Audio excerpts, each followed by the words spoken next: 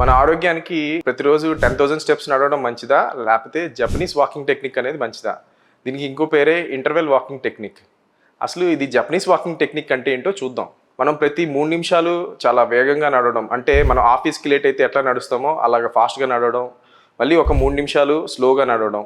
ఇలాగా repeated cycles ఒక 30 నిమిషాలు చేస్తే మనకి కలిగే అడ్వాంటేజెస్ ఏంటంటే మన మజిల్ స్ట్రెంగ్త్ 20% పెరుగుతుంది. అలాగే ఏరోబిక్ కెపాసిటీ అనేది 40% పెరుగుతుంది. అలాగా నార్మల్గా 10,000 స్టెప్స్ నడిచే వాళ్ళతో కంపేర్ చేస్తే.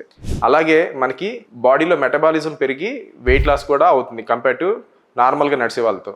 అంతేకాకుండా మనకి స్ట్రెస్ తగ్గి మెంటల్ హెల్త్ ఇంప్రూవ్ అవుతుంది. బీపీ తగ్గి కొంచెం హార్ట్కి కూడా చాలా బెనిఫిట్స్ ఉన్నాయని స్టడీస్ చెప్తా ఉన్నాయి. మీరు నడిచే ప్రతి గంట మీ ఆయుష్ని 3 గంటలు పెంచుతుంది. అలాగే మీరు నడిచే ప్రతి 20 నిమిషాలు మీ ఇమ్యూనిటీని 40%, మీ ఒబేసిటీ రిస్క్ని 50% తగ్గిస్తుంది.